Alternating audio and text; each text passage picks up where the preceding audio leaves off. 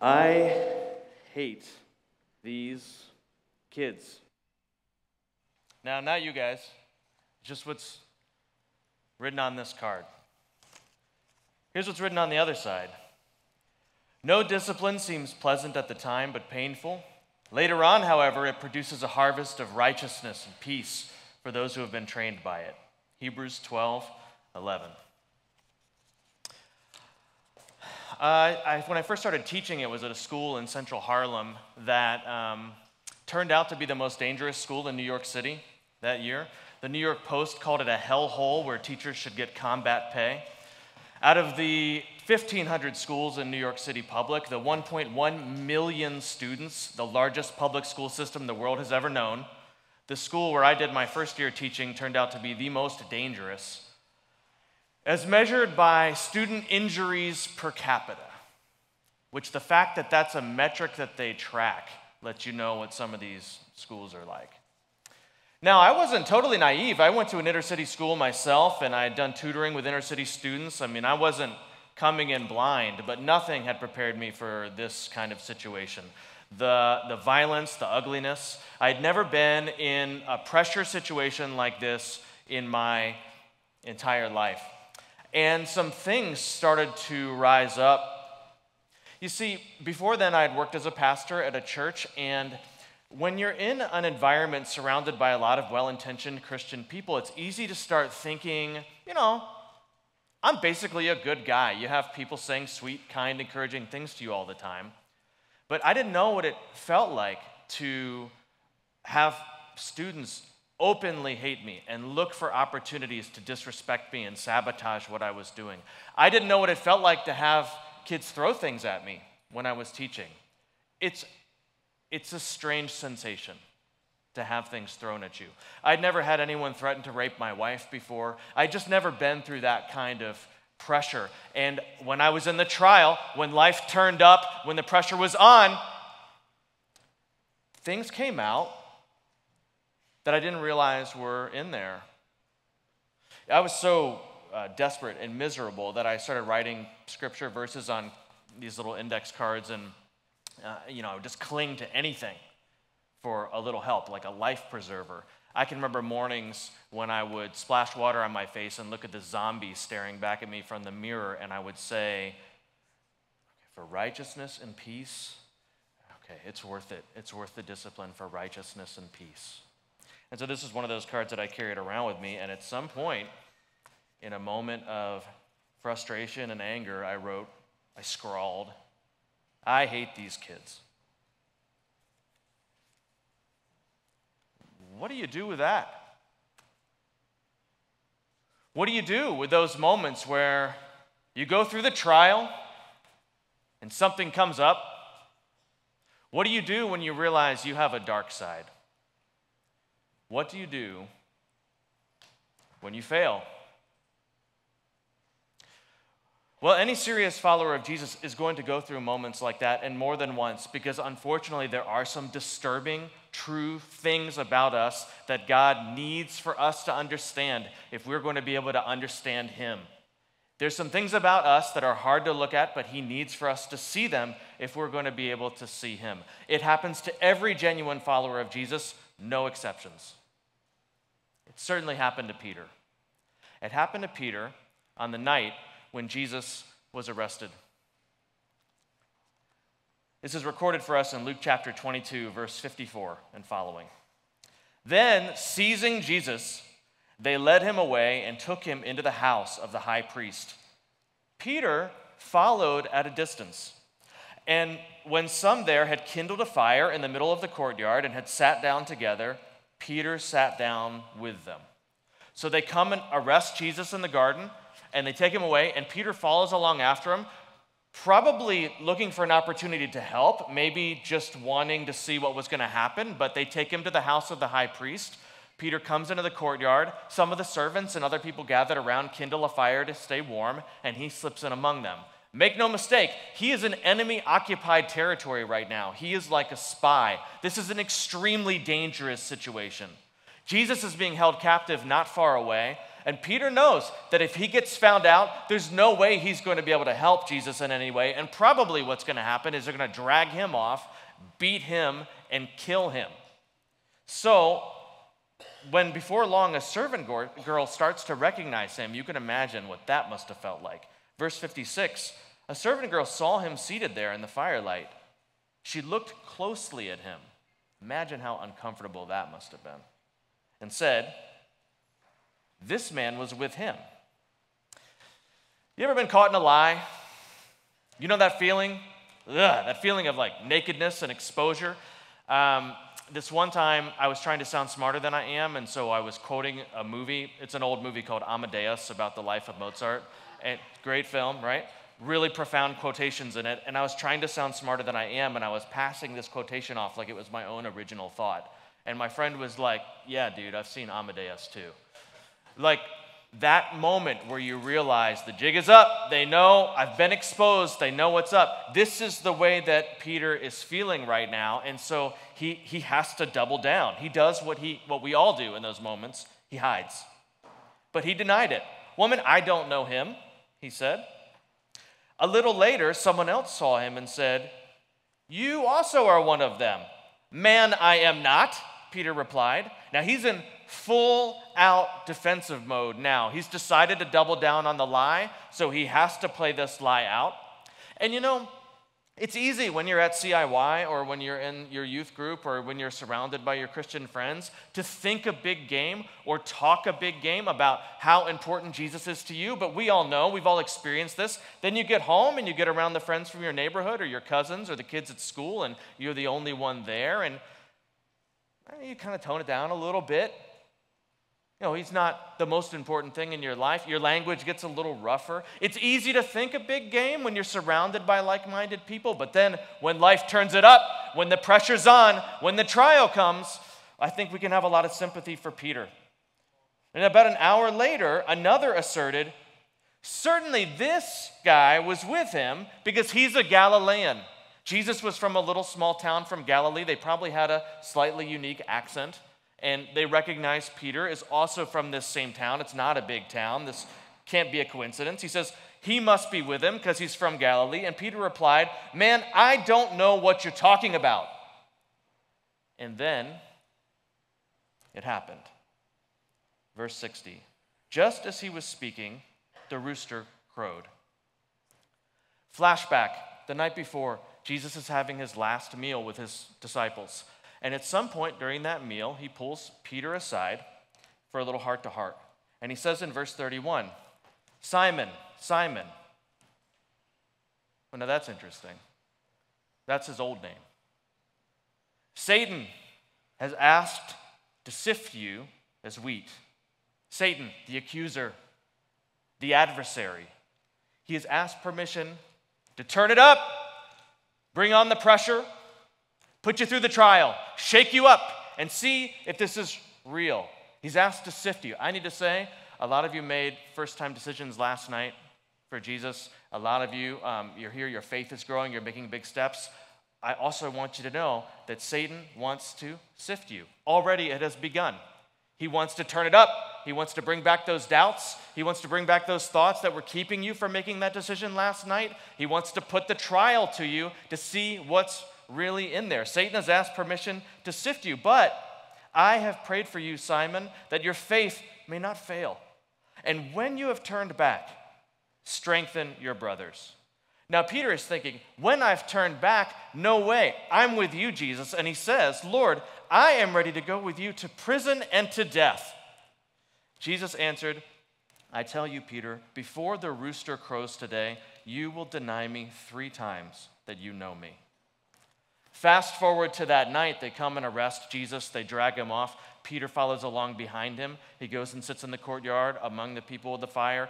And then first the servant girl recognizes him, and then a little bit later somebody recognizes him, and he denies that he knows Jesus. And then about an hour later somebody says he must know him. They're from the same town. And Peter swears up and down, I don't know this guy. And then at that very moment, verse 60, just as he was speaking, the rooster crowed.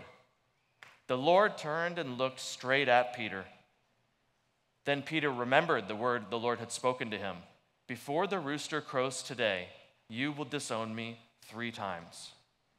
And he went outside and wept bitterly.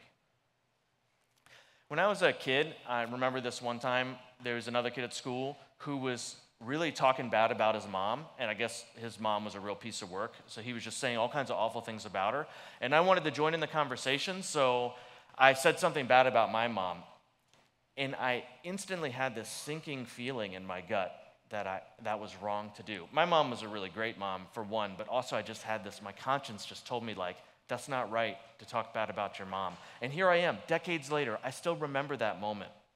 Or let me go back even further. This one time in kindergarten, I found on a bookshelf in the back of the class a little roll of quarters. It was like $1 or $2 of quarters taped together. Probably some other kid's milk money or lunch money. And I took it. And now you can look back and you could say, whatever, dude, you took $1 worth of quarters. Like, everybody does bad things. But here's the thing. I knew then. I knew it was wrong. I knew a kid was going to be missing that money. I knew I shouldn't do it, and I did it anyway. Also in kindergarten, I had the little 24-pack of crayons, and one of my classmates had the Cadillac crayon box, the 128 box count with colors key lime through fuchsia and everything in between, and I was jealous. I knew I couldn't ask my mom straight up for a better box of crayons because money was very tight, and I knew she would just say, I'm sorry, sweetie, we can't do that. So I made up a lie. I went home and I told my mom, the kids at school are making fun of me because my box of crayons is so dinky. And she went out and bought me that bigger box of crayons. And you want to know what? I couldn't enjoy them. And here I am as a grown man. I'm about to turn 40 next month. And I made it. Almost. Unless I drop dead right here, that would be sad. I almost made it. But here I am. Sorry, that was a dark joke. Here I am. I'm going to turn 40 next month. I remember those moments clear as day. And you can look in on the outside and you can say, whatever, man, everybody does bad things. But here's the thing. I knew. My conscience knew. I knew it was wrong, and I chose to do the wrong thing. And my conscience confirmed. I didn't need anyone else to tell me it was wrong. The law was written in my own heart. I knew it was wrong. You have a memory like that? When you think back on it, you almost physically cringe. And you could share it with somebody else and they'd be like, whatever, man, that's not a big deal. But when you think back, the embarrassment of it is almost a physical reaction. You almost physically cringe. Here's the thing. Honest people have these moments. Honest people have these moments where something happened, there was a trial, there was some kind of temptation, there was some kind of opportunity, the pressure got turned up, you got shaken up, and something comes out, and you're like, oh my gosh, that's in there, that's me, I did that. And when those moments happen, what do you do with that? What do you do with failure? What do you do with the secrets? Well, I can tell you what most people do. Most people stuff it. Most people stuff it down. It's way too painful. It threatens everything we want to think about ourselves. Most of us need to think, I'm basically a good person, because we're afraid. We're afraid that if I fall short, if there's something wrong with me, if I've done genuine wrong, if I fail, then I'm unlovable. Then I can't be accepted. Then I'm not valuable. I'm not important. I won't have a purpose.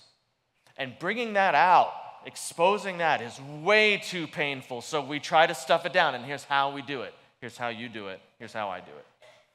When those moments happen, when those memories come, we say, well, nobody's perfect. And if that doesn't work, you say, well, I do a lot of good things too, on balance. And then if that doesn't work, we compare ourselves to other people. Well, I'm not like that guy. I don't do the kind of things that guy does, or I'm not like her. I'm way better than she is, and we try to stuff it down. And this keeps a lot of people from coming to Jesus. Because in Jesus, you encounter the one man in human history who was pure through and through. No matter how life turned up, no matter the pressure, no matter the tension, no matter the trial or temptation, no matter the risk, no matter the pain, no matter the shame, Jesus Christ is the one man who stayed true through and through, and he sees us. He sees right through us. When that rooster crowed, Jesus looked Peter right in the eye. He sees right through me. And he sees right through you. And this keeps a lot of people from coming to him, because when you come to Jesus, you come to the one man who says, I hear what you want to think about yourself, and I hear your aspirations for yourself, and I hear who you pretend to be, but I'm telling you, before the sun even rises, you're going to deny me 3 times. And this keeps a lot of people from coming to Jesus, and that's a tragedy, because Jesus said, you know, it's Satan who has asked permission to sift you. It's Satan that wants to turn up the pressure, who wants to bring the trial and shake you up and see what's in there. And I know you guys are young, but I bet most of you have already figured out that this is exactly what life is going to do to you. It's going to turn up the pressure. It's going to present trials to you. It's going to shake you up until the real thing comes out. But Jesus said, it's Satan who wants to do that to you, but me, no. I'm praying for you that your faith will stay strong. And when you turn back, that you will strengthen your brothers. What an incredible thought that Jesus is praying for us. He's praying for you. You know, maybe you didn't grow up in a Christian home. Maybe you never had parents who prayed for you. You don't have to worry about that anymore. Jesus himself is praying for you. Following Jesus is as real as it gets. You can't fake it. You can't pretend. You can't manage your image. If you're going to come to the real Jesus, you've got to be the real you. If you're going to see the real Jesus, you've got to let him see the real you. And most people are trying to fake it. Most of the religions of the world are ways to try to kind of clean up and manage your image. This whole church is dedicated to the project of pretending. But if you want to come to the real Jesus, it's got to be true. And it's got to be real. So what do you do with it when the dark thing comes out? What do you do with the failures? What do you do with the secrets? My 3-year-old son, Rowan, he hasn't learned how to lie yet. I'm not complaining. I don't know why. He will. It's inevitable. He'll figure it out. But for whatever reason, he just hasn't figured out yet that I can make up a story and pretend that it really happened and tell other people that it really happened. So what that means is when he does something wrong, and he's a really sweet little boy, but like all of us, he does bad things. He writes on the wall with crayons, or he hits his little brother or whatever. But when he does something wrong, he comes to me and tells me, because he hasn't figured out that he can lie yet, even though he knows there's probably going to be a consequence, even though he knows there might be a timeout, which he hates. Oh my gosh, this kid hates a timeout. But I'll hear his little brother Leo in the other room start crying, and Rowan will run to me and he'll say, Dada, I don't want Leo to play with Lightning McQueen, so I hit him. And then I get to judge. Do we need some kind of consequence to teach a lesson? I get to take Rowan and bring him over to Leo, and I get to say, come on, guys, we're best friends. Rowan, you have to kiss Leo's boo-boo and make it better. Brothers hug, and I get to make it right. Oh, I wish I was more like my 3-year-old son. Oh, if only we could be more like my 3-year-old son. God's first 2 kids, Adam and Eve, they broke the one rule in paradise. They ate from the tree that they weren't allowed to eat from, and then God came looking for them, and they did something that was brand new in human history. No human being had ever done this thing before. They hid, just like Peter hid in that courtyard, and we've been hiding ever since. But Jesus said, if you want to enter my kingdom, you have to become like a little child. So here's my challenge to you today. Could you be brave? Could you be vulnerable? Be real? Open up a little bit? Could you maybe open up to each other? And if you're not ready for that, could you at least try being completely honest with God? Do you want to see the real Jesus? Well, if you want to see the real Jesus, you have to be the real you.